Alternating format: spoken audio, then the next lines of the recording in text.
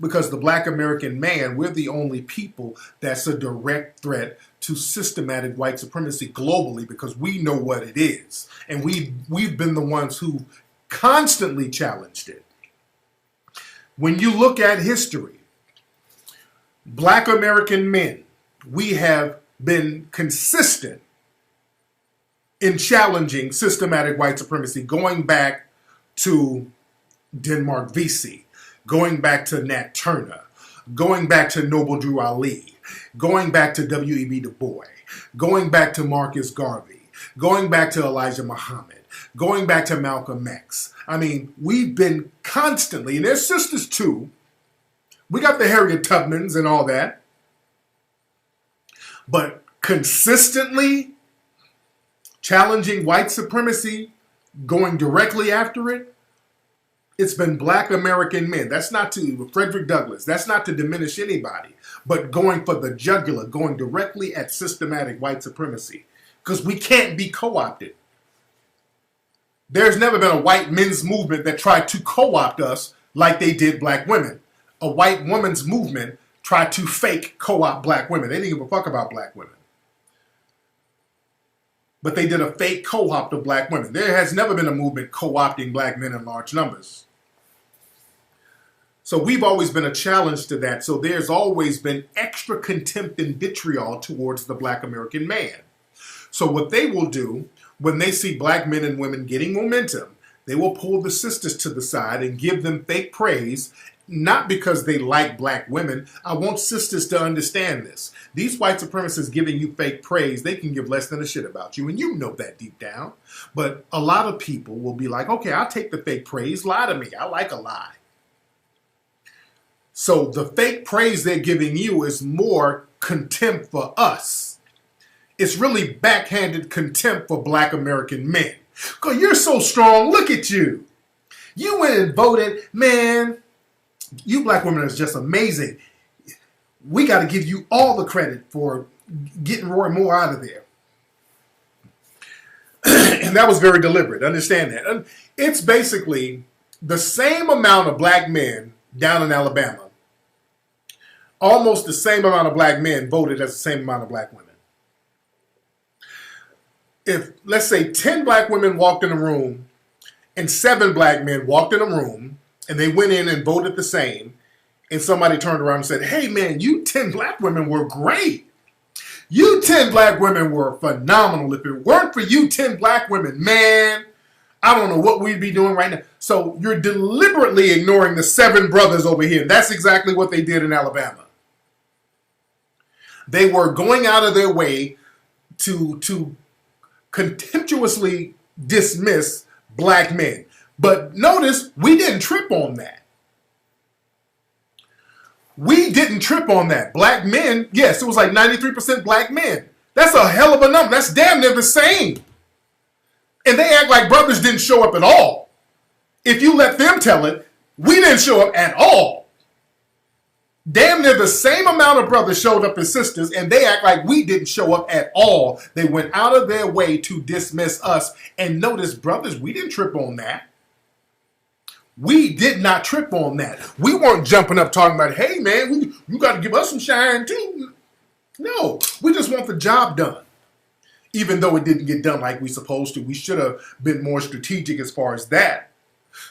We should have been a little more strategic down in Alabama because, again, Doug Jones, he's team white supremacy, looks like.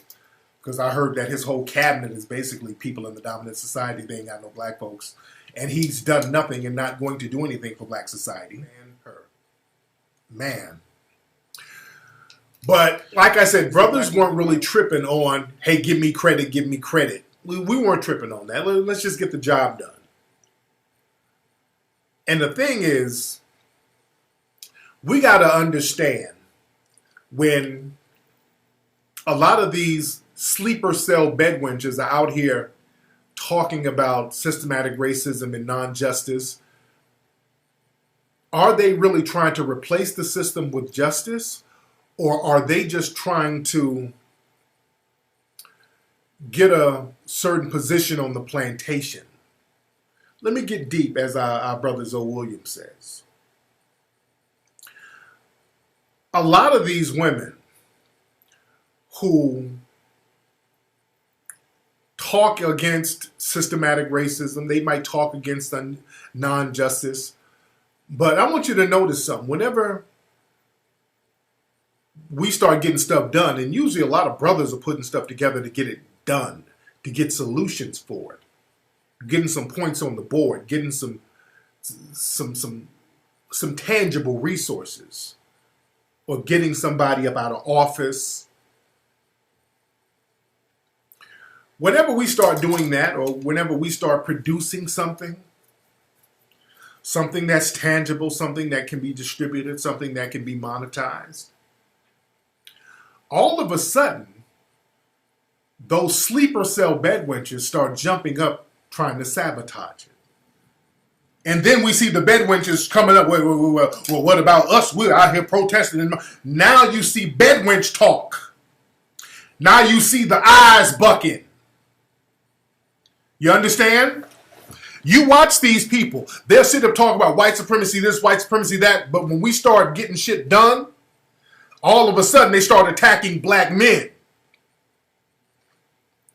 When we start getting some shit done without white daddy, they immediately start undermining us. They start trying to sabotage us. They start throwing insults at us.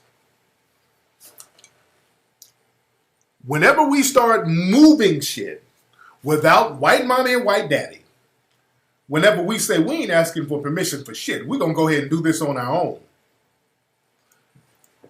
You dig? That's where the hate comes from, when they see independently financed black men, especially black men. Especially black men.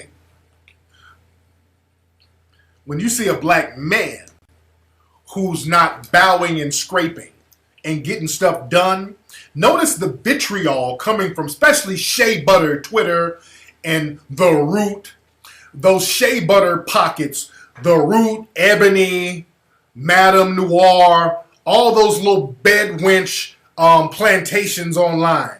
Those are the main ones. Those are the main ones. Notice how they always, the plantation bedwench mammies always got something slick to say about me. Because see, I'm the only one, or one of the few, I won't say only ones because I'm not trying to dismiss anybody's work, but I'm one of the few who's out here who can get stuff done on a major level without being an ass-licking coon around white mommy, white daddy. You dig?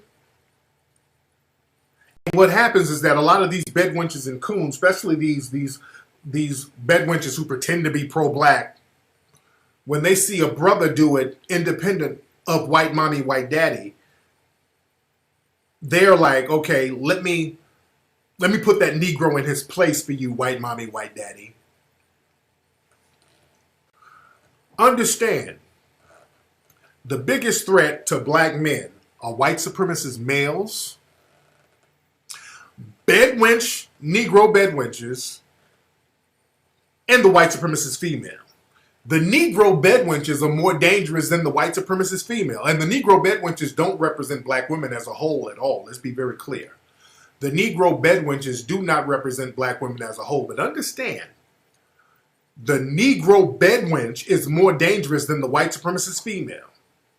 Because the thing is, the Negro bedwench has more close proximity to the black man. See,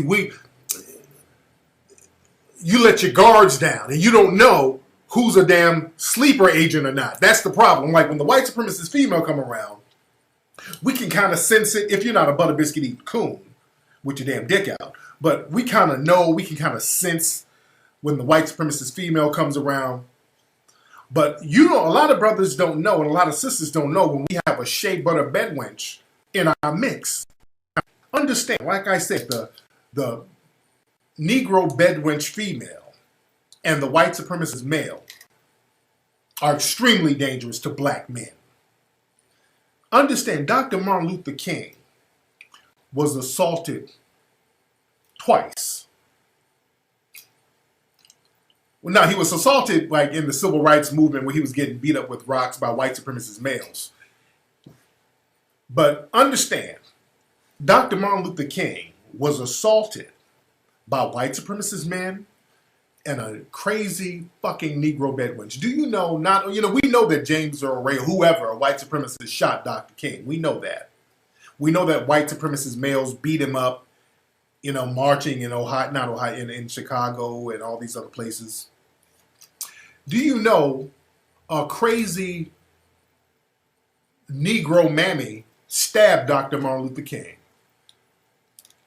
Dr. Martin Luther King was stabbed by a Negro mammy.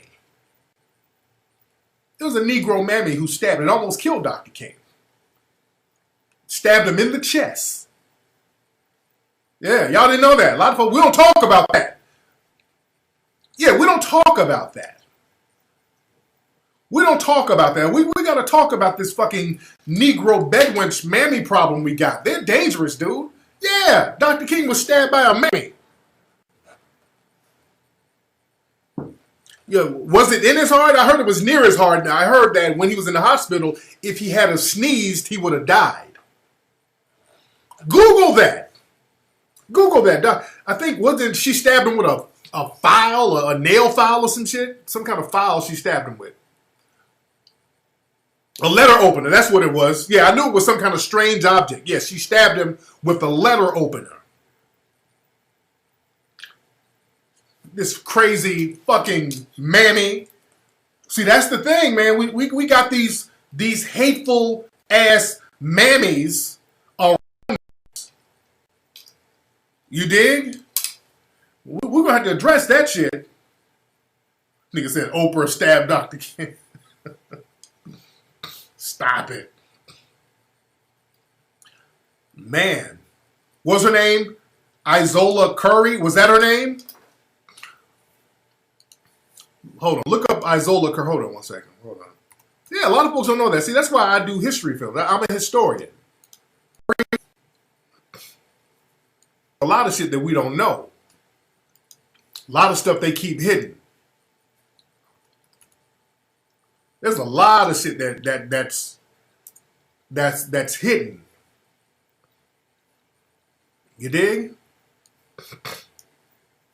But that sounds